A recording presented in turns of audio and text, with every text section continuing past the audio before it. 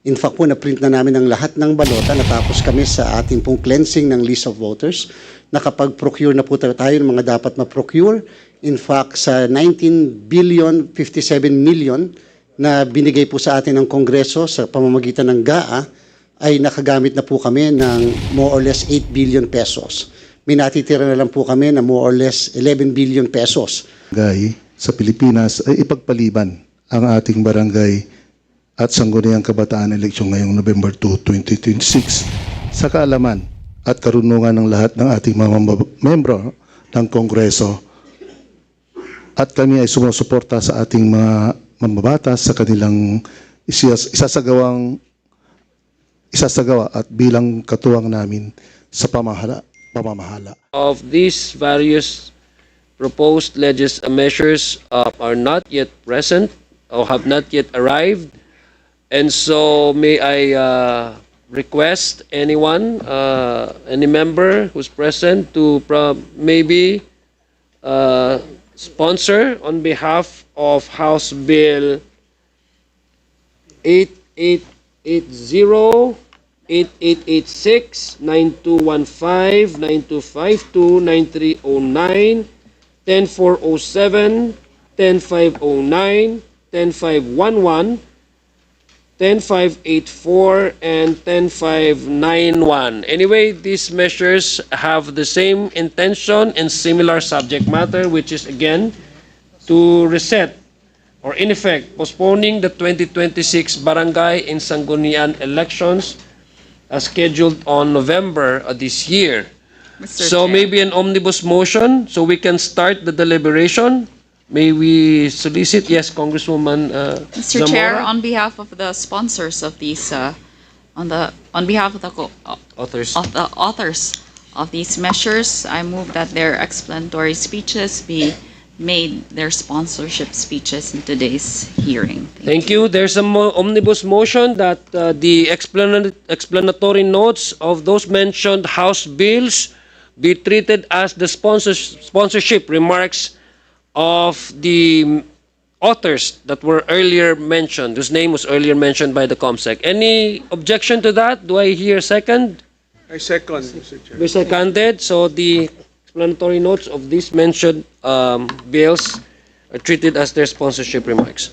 Now we open the deliberation. Maybe may I request also the members that after our guests have done sharing their inputs or their comments on the proposed measure, may we please submit your name to the Secretariat for your proper acknowledgement for the sequence of interpellation. Should you have any questions or clarification regarding the subject matter at hand. So we start again, the star of all season in terms of election-related concern, Chairperson George Garcia. Maraming salamat po muli, Mr. Chair, sa kagalang-galang ng mga miyembro ng committee na to, sa members of Congress. Ang inyo pong Commission on Elections ay handa na magsagawa ng halalan sa November 2. Sa level ng 1 to 10, 9 po kami sa paghahanda na. In fact po, na-print na namin ang lahat ng balota. Natapos kami sa ating pong cleansing ng list of voters. Nakapag-procure na po tayo ng mga dapat ma-procure. In fact, sa 19 billion 57 million na binigay po sa atin ng Kongreso sa pamamagitan ng GAA, ay nakagamit na po kami ng more or less 8 billion pesos. May natitira na lang po kami na more or less 11 billion pesos. At yan po ay nasa DBM pa, hindi pa po yan kasalukuyang na-download sa Commission on Elections. Yung 11 billion po na natitira ay para po 9 billion para sa honorary ng guru natin. More or less 1 million lahat sila na maglilingkod sa ating pong 225,000 na presinto sa buong Pilipinas. At the same time po, yung po natitirang 1 billion naman ay para po sa training nila ng ilang araw dahil po tayo ay hindi po automated election. Tayo po ay manual na halalan para sa barangay at sangguniang kabataan. At the same time, meron din po tayo 1 billion para sa deployment, yung pong ginagamit natin sa pagde-deploy ng lahat ng kagamitan para sa araw ng halalan. So more or less 11 billion po yon, intact pa lahat yun. Yung pong 8 billion, yan po ay earmark na and obligated na po yan. Kasama na yung lahat-lahat, kasama yung mga personal services, hiring ng casual employees, overtime services ng commission personnel, and procurement ng lahat po ng mga kagamitan. kung sakasakali po ba na ma-reset ang barangay and SK elections, ay ano po ang masasayang dito kung meron man? Ang balota po hindi po masasayang. The COMELEC, kahit po ito may date na, it will just issue a resolution na kung saan ang sasabihin lang namin kung ano na print namin na balota ay yun na rin po yung gagamitin natin sa isang reset na barangay and SK elections. Kung meron po siguro, titingnan po namin yung po mga tinta, yung mga ballpen, yung mga thumbprint takers at saka po yung mga indelible inks sapagkat 1 taon lang po kasi ang expiry dates ng mga yan. So may posibilidad po na matuyo, magbago ang kulay o hindi na sumulat yung mga ballpen. Pero yung iba pong election paraphernalia magagamit namin. Kung sakali pong halimbawa hindi matuloy ang November 2 barangay and SK elections, magre-resume po kami ng registration of voters muli ngayong darating na September. Sapagkat syempre po kinakailangan maparehistro natin yung mga hindi nakahabol, yung mga na-deactivate, yung mga magpapatransfer ng kanilang registration at depende po kung sakali, kung kailan i-reset, doon naman po namin tatapusin yung period ng registration. Sapagkat ang plano po sana ng inyong Commission on Elections, dahil natapos na po tayo sa ating registration, kami po ay muling magre-resume ng registration para sa national and local election ng 2028 sa February at ito po ay matatapos sa September 13 ng 2027 para po eksakto sa 2028 elections. So, kami po ay handa and therefore kung inyo pong sasabihin na ituloy ang eleksyon sa November 2, kakayanin po namin yan. Yung pong, nung nakaraang linggo tayo po lumiham sa ating kagalang-galang na Pangulo at pinapa-request po namin na baka pwedeng ang November 3 ay madeklara na walang pasok din sapagkat walang pasok ang November 2, ang November 1 po ay undas kung sakali sa mga Katoliko, kung sakali pong uuwi sila para sa pag-observe ng undas, at least po hindi kagad sila luluwas ng November 2 kung walang pasok ang November 3. Hinihintay na lang po namin yung aksyon ng ating kagalang-galang na Pangulo. Na-review po namin, isa-isa yung pong lahat ng mga panukalang batas ng mga kagalang-galang ng miyembro ng Kongreso. Nakita po namin ang title po lahat, ang mga titles po lahat ng naandyan po ay postponement of the barangay and SK election. Nagkaroon po tayo ng kaso, yung Makalintal versus the Commission election, na kung saan nag-impose ng napaka-strictong requirements ang kataas-taasang hukuman kapag ka magpo-postpone ng isang halalan. Una po, basic principle. Ang Kongreso ang may kapangyarihan na mag-fix ng term, ang mag-fix ng o mag-postpone ng isang halalan. Ang COMELEC, binigyan po nyo kami ng delegated authority na mag-postpone ng halalan on a very limited ground like violence, terrorism, force majeure, loss or destruction of election paraphernalia. And the postponement can only happen for 30 days. Pero yung general postponement, nasa kapangyarihan po yan ng Kongreso. So nakita po namin ang title is really postponement because of the energy crisis, because of what is happening in the Middle East, and because of what perhaps will be increase in the prices of commodities and etc. Technically po, and this is with all due respect, yung ground na ito, kung sakali pong ito mapaipapasa ng ating pong Kongreso, will be tested as against the very strict measure or guidelines issued by the Honorable Supreme Court. So doon po siya ibabangga. And therefore, whoever are the proponents of this postponement should be prepared to defend to the Honorable Supreme Court later, kung sakali pong ito'y maipasa, as against that very strict guidelines. Napaka-stricto po ng guidelines na inimpose ng kataas-taasang hukuman. Ngayon po, dapat po kasi, di ba po, may election sana tayo noong nakaraang taon. Yan po ay dahil nga po na-postpone yung dating eleksyon. Ito po'y kinwestiyon muli. Ang dahilan po ng postponement ay sapagkat, liliwanagin ko po, yung huling postponement ay sapagkat nagkaroon po ng batas fixing the term of office of barangay and SK officials. From 3 years, ginawa po itong 4 years. Sa ating pong saligang batas, Article 10, Section 8, ang sabi po, the term of office of local officials shall be 3 years. Except barangay officials which may be fixed by law. Anong ibig sabihin? Sabi po ng Korte Suprema sa kasong binabanggit ko na it is the sole prerogative of Congress, sole to the exclusion of anyone, to fix the term of barangay officials. You can make it 3 years, you can make it 2 years, you can make it 5 years, you can make it 10 years. It is the sole discretion of Congress. Kung kaya nung ipinasa po ang Republic Act 12232, yung po yung batas natin na nagpo-postpone at nagpi-fix ng term from 3 years to 4 years and nagkaroon ng consequent effect of postponing the election, ito po ay hindi tini-RO ng Supreme Court. In fact, yung petition na final tungkol po sa constitutionality and legality of 12232 was dismissed by the Honorable Supreme Court. So ano po ang ibig kong sabihin?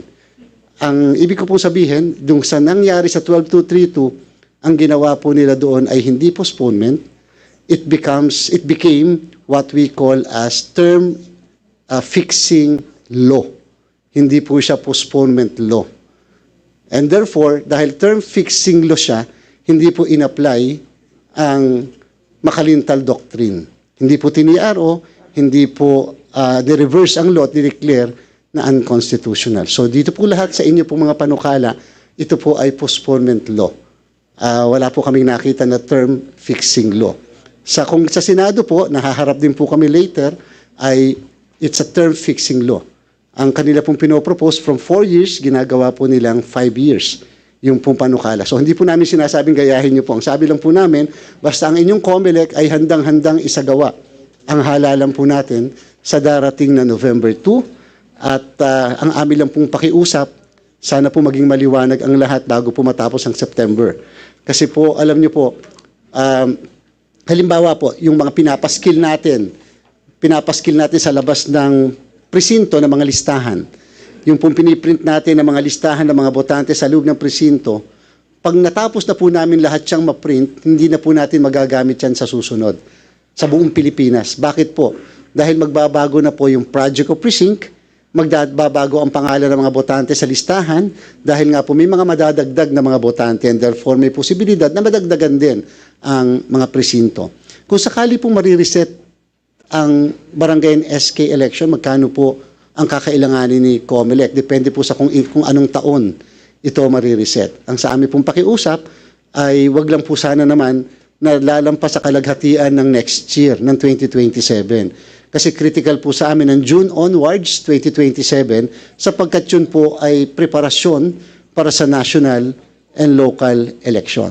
Uulitin ko po, yung sabi po ng Korte Suprema doon sa huling desisyon niya, na kaya kinonsider na constitutional ang Republic Act 12232, ang sabi po niya, kasi yung postponement was just a consequence or incidental to the fixing of the term from 3 years to 4 years. So ang dating po, hindi pala talagang ang purpose is to postpone but to fix the term. So yun lang po ang part ni COMELEC. Basta ipag-utos nyo lang po sa amin, we will comply, we will follow, but we are ready to conduct the election by November 2. Okay, thank you very much, Chairman George. Now, is it safe to assume that the Commission neither support nor oppose the proposal to postpone the election or fix the date of the barangay elections? You are correct, Mr. Chair, simply because it's an absolute prerogative of Congress. Okay, thank you. Now, before I recognize the next guest, allow me first to acknowledge the arrival of the Congress representative, distinguished gentleman from the 3rd District of Bukidnon, my fellow Mindanaoan legislator, who's one of the very able deputy majority leaders now in the 20th Congressman, Jonathan Keith Flores. Sorry. Kakaano na ako ha. Kasi postponing at saka pag-usapan kasi natin dito. Anyway, so allow me first to correct my statement earlier. I mentioned about resetting. But just to be clear about the proposed measures that we have received by this committee, we have only one bill whose title is to reset the elections of BSKA. Again, I mentioned earlier of resetting the election, but just to be clear about the facts of the matter, there are only one measure intends to reset the election of the barangay from November of this year to a year after that. No? Yes. And then the rest of the bills speaks about the postponing the barangay elections. Thank you very much, Chairman George, for clarifying that.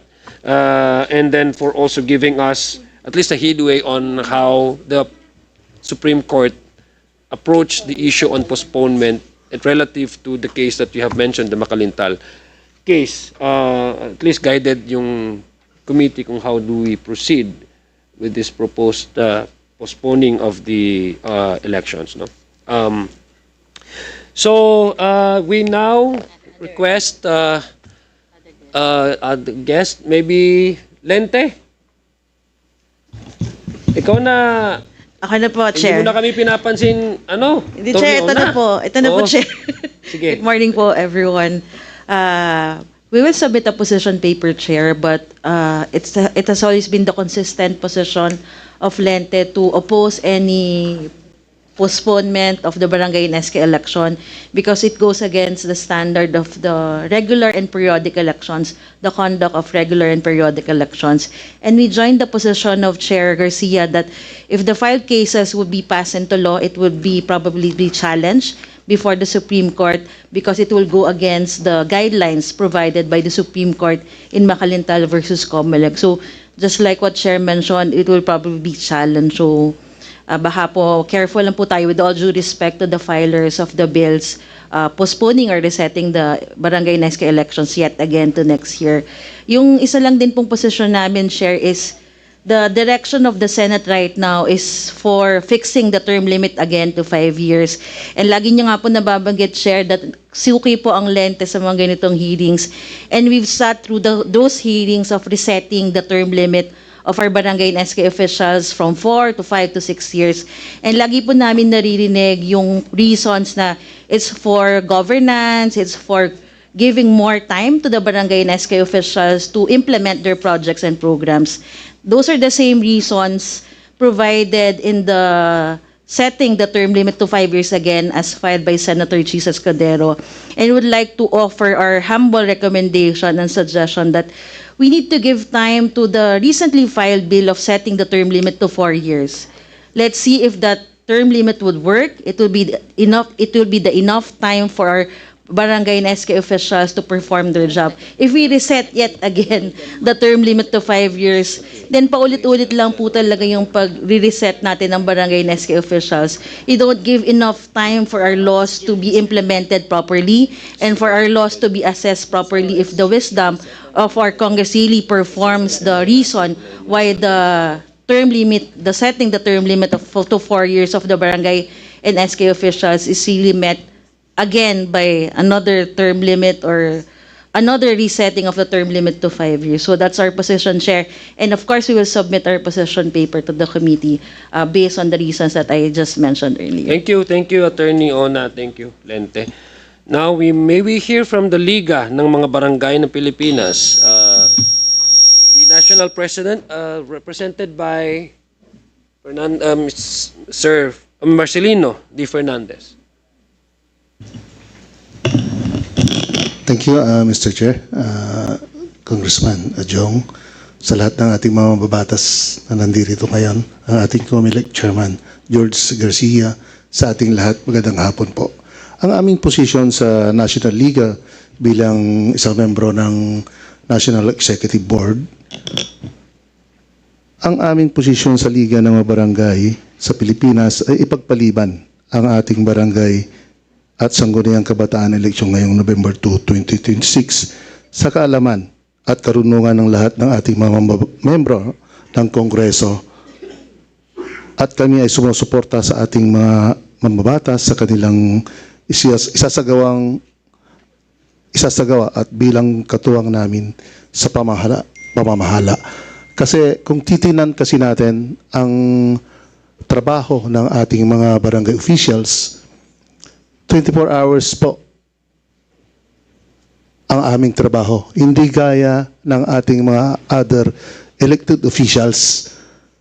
Ang barangay officials nag-a-appoint ng mga BHW, BSPO, Barangay Security Force, Barangay Secretary, and Barangay Treasurer.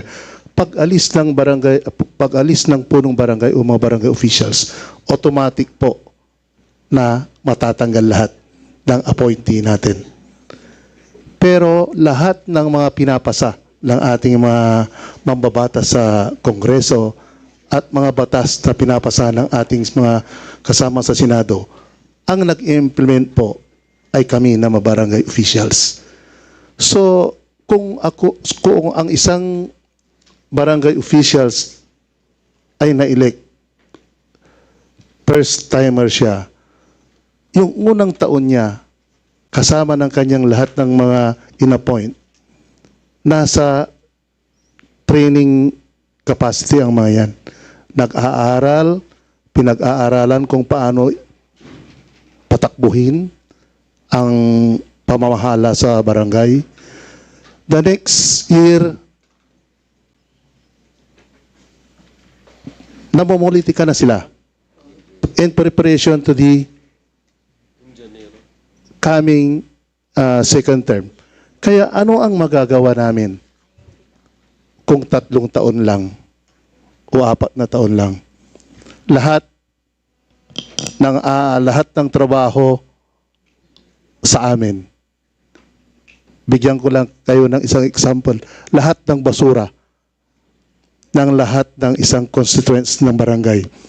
Sinong kumukuha, sinong nag-aayos, sinong nangongolekta? Kami. Nung nagkaroon ng devolution, sa health lang, sino ang from national down to barangay? Kaya napakaiksi yung panahon na 3 taon o 4 na taon.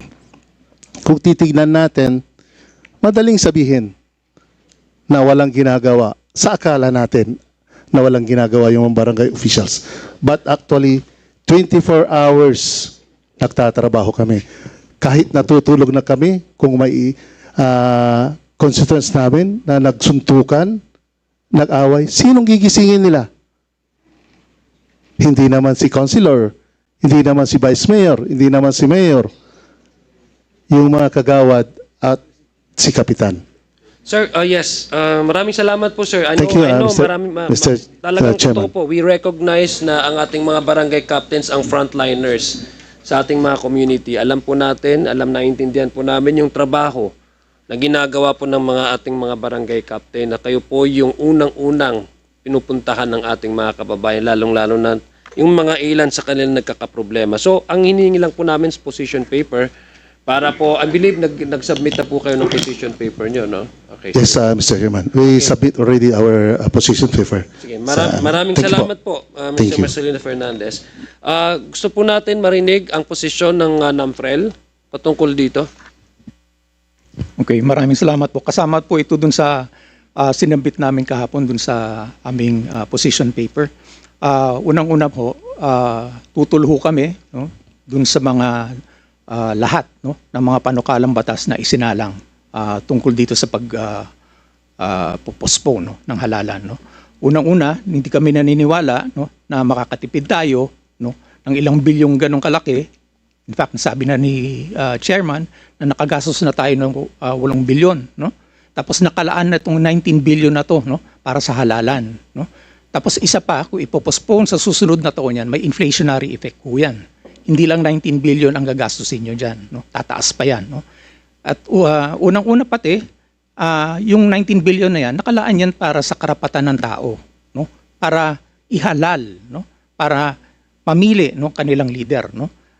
Isa itong nakikita namin balakid, no, sa pagsulong ng karapatan ng mga ordinaryong mamamayan, no, para mamili ng kanilang mga leader at humingi ng accountability sa kanila. No? Kaya nga may fixed term. No? So nabanggit na kanina ng mga ibang speaker, no, kung bakit kailangan i-rationalize, no, yung term. No?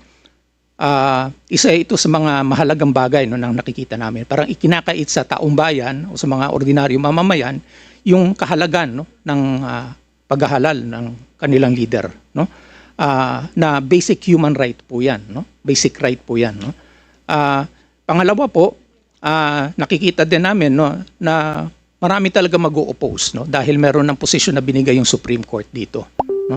At pang-apat, yung isa pang paraan, no, ng siguro palaguin, no, yung participation, no, ng citizens participation, may iibsan, no, dahil postpone tayo ng postpone, parang nawawala yung kumpiyansa at nagiging cynical yung mga botante. No, na nakikita nila ay nagagamit na naman yung pagpapalawig ng termino para sa, alam naman natin, no, may darating na 2028 elections. So nakikita nila na ito na naman, no, yung advantage of the incumbents ang mamamayani.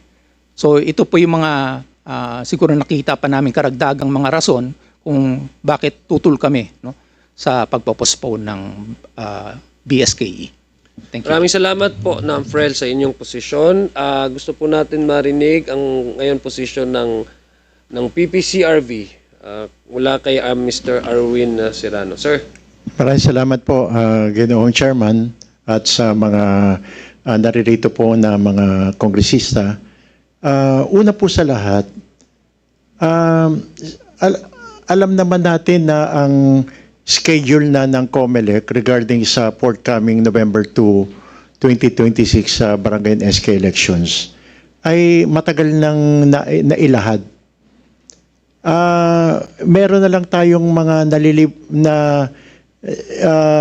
mga natitirang mga ilang araw na lamang para sa pagpa-file na ng Certificate of Candidacy sa September 28. Napaka-ikli na lamang po yan. Pangalawa po, marami po sa ating mga election officers, kung hindi po nyo nalalaman, ay magsasagawa po ng tinatawag natin na aspirants orientation. Yan po ay gagawin ng karamihan sa kanila ay gagawin niya sa unang linggo ng Setyembre. Para nang sa gayon, pag-file nila, alam nila na tama yung kanilang pina-file. Pangalawa, alam nila na yung kanilang pa-file na posisyon ay talagang alam nila yung mga responsibilidad. At pangatlo, para sa gayon, smoother yung ating pong magiging kalakaran sa pagpa-file. At saka sa magiging takbo ng kanilang kampanya para maisagawa itong November 2 election. Kaya napakaikli na po talaga ng panahon, kahit na sabihin pa natin na we defer to the wisdom of the Congress. Alalahanin natin na maari naman ito maisagawa after na ng halalan natin sa November 2. Huling 2 punto na lamang po. Alam naman natin na ito ay na-postpone na. Bagamat marami ring bilang ng mga ayaw sana ma-postpone noon, pero napagbigyan dahil sa kadahilanan na ito ay hindi basta postponement lamang, kung hindi, ito ay term setting from 3 years to 4 years. Kung ito ay gagawin natin uli, baka iba na ang magiging response ng mga tao para sa ganitong mga pagbabalak na maipostpone. So maaring instead na tayo ay makakuha ng simpatya, baka hindi po yun ang mangyari. At panghuli po na punto, alam naman natin na itong darating na halalan ay hindi lang ito pagpapahayag ng mga kagustuhan ng mga tao doon sa mga opisyales na talagang ramdam na ramdam ng taong bayan. Ito rin ay pagpapahayag ng ating pagkilala doon sa demokrasya na ating laging pinagmamalaki bilang bansang Pilipinas. Kaya marapat po na ito ay magandang maituloy kumpara sa ito ay sa pagpapaliban. Maraming salamat po, Ginoong Chairman. Maraming salamat po, PPCRV. Gusto naman po natin marinig ang posisyon ng Department of Interior and Local Government. Dahil nasa pangangasiwa po nila itong mga local government units or mga barangay units sa buong bansa. Good afternoon, Mr. Chair, and to the honorable members of the committee. The Department of the Interior and Local Government likewise opposed this proposed legislative measures. Can you say that again? Likewise opposed is against the postponement of the barangay and SK election on the following reasons. First, postponement potentially or may delay the entry of new leaders and reduce opportunities for other qualified youth and barangay officials to participate in local governance. Second, repeated postponements may create uncertainty among voters, candidates, and political stakeholders regarding when elections will actually be held. Third, extended tenure may lead to entrenchment of incumbents and reduce opportunities for new leadership, particularly at the barangay and youth levels. Fourth, the longer the postponement, the longer the transition is deferred. Repeated postponements may normalize extensions rather than regular elections as the mechanism for leadership transitions. And finally, it may potentially weaken the principle of regular electoral accountability. Be that as it may, the department still recognizes and respects the constitutional authority of Congress under the Constitution to determine the term of office of barangay officials. In this regard, any legislative measure seeking to reset or postpone the conduct of the incumbent barangay officials remain within the legislative prerogative of Congress, subject of course to the limitations set forth by the Constitution and other applicable laws and jurisprudence.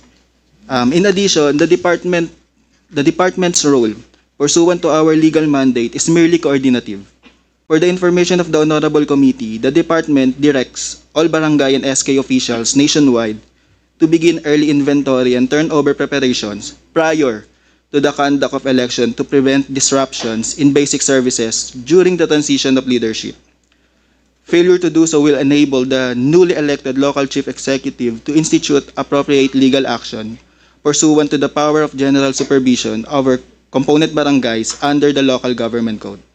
After election and prior to assumption of office, this department likewise directs the newly elected barangay officials and SK officials to undergo mandatory trainings as part of their obligation in assuming office to capacitate them as they start a new term. Those are just mga administrative na mga orders ninyo sa ano. Yes, What we are Mr. Chair. focused about is your position. So your position is to post. May we know what is your position in the department? Our initial position, Mr. Chair. No. What is your position in the department? Do you belong to? Are you? Your rank, your position. Yeah, your rank in your position in the department.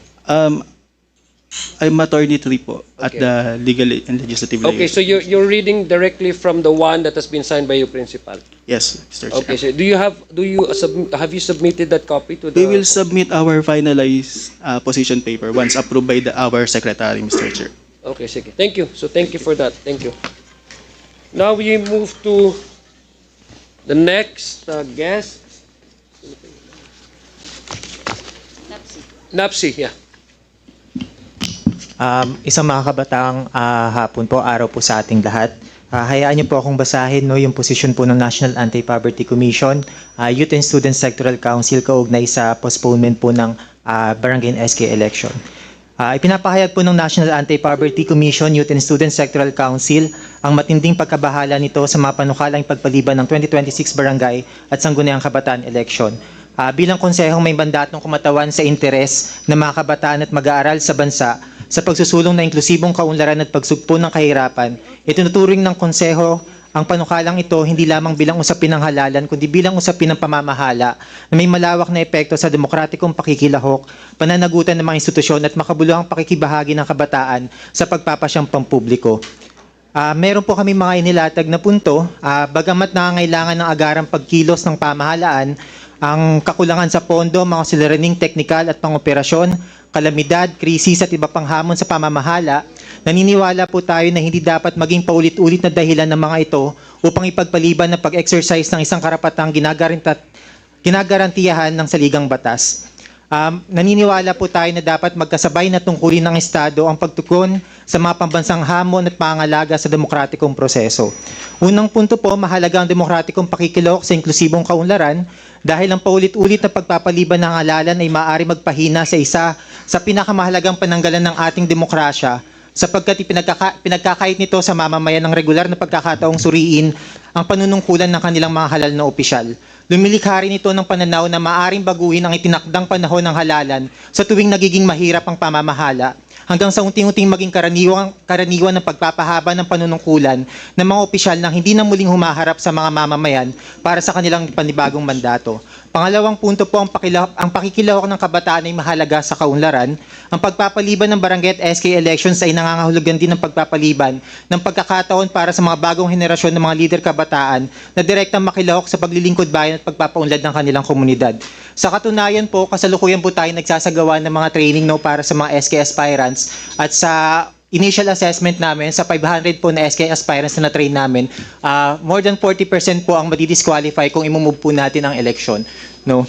Para sa maraming kabataang nagnanais maglingkod ng paulit-ulit na pagpapaliban. Yan po yung binabasa nyo, yan yung position paper yes nyo po. sinabit.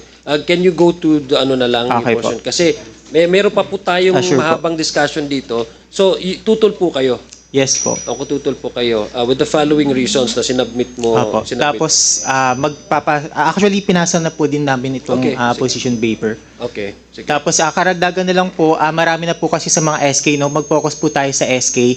Ang lagpas na po yung edad, no? Sa binigay na mandato ng batas para maglingkod sila.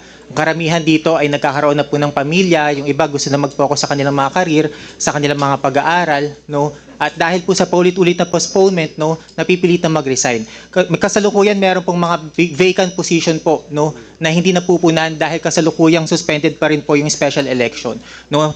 Makalipas yung isang taon, na-postpone po yung election pero hindi po nagsagawa ng special election, hindi po napunan, no, yung mga bakanting posisyon. At kung magkakaroon na naman po ng another postponement, ano po ba yung ano po ba yung gagawin pa, no, para mapunan yung mga ganong kinakaharap na problema? Sige, maraming salamat. Later on, baka matanong ka dyan, tungkol dyan. Ha? Thank you. Thank you very much, Mr. Villaviray. So, gusto po nating marinig ang posisyon ng... ano ba po yung representante galing sa Office of the Solicitor General? Ay, ma'am. Attorney Maria Victoria Sardillo. Magandang umaga po sa komite. Mula po sa OSG, ako po ay si Assistant Solicitor General Maria Victoria Sardillo. Kami po ay we recognize the plenary power of Congress. We only wish to highlight the two doctrines enunciated by the Supreme Court, one in 2023 and one in 2025. We basically agree with the position made by the COMELEC Chair Garcia that any measures that would seek to reset or postpone the election must comply with the 5 criteria set down by the Supreme Court in the 2023 en banc case. In the second Macalintal case, the 2025, the only reason why the Supreme Court upheld RA 12232 was because it found that such measure was actually a term-setting measure. However, the decision of the Supreme Court had 5 dissenting opinions. If this committee will allow the office to do so, we would gladly submit our position paper and explain these matters in more detail. Thank you. Please. That's the reason why we invited the Solicitor General for us to be guided, no, when it comes to the decisions that have been made by the Supreme Court insofar as the postponement and the fixing of the term of office. Yes, so SDS Dinan, I think wala naman po. OSG. Yeah. Clarification lang, Mr. Chair. Yeah, okay, sige. tatanong Yeah, lang of ako. course, yeah. In the, I think, 2023 decision, doon ba yung may dissenting opinion? It wasn't po. It was in the 2025 In the po. setting. In the 2023 case po, there were a lot of separate concurring opinions, but there was no dissenting. In the 2025 po, just for the committee's appreciation po, I can more or less detail the voting. There were 5 who actually dissented, and then 2 actually took no part. So if we do the math po, it was 8-7. It was a very close voting po by the Supreme Court and back. So, meant in the setting of the term is a contentious issue in the Supreme Court?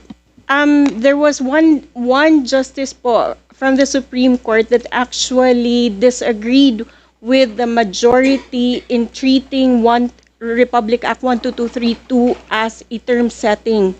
Because as far as this particular justice is concerned, the fact that the net effect was the incidental postponement of the BSKE, it still had to comply with the 5 criteria po in the first Makalintal case.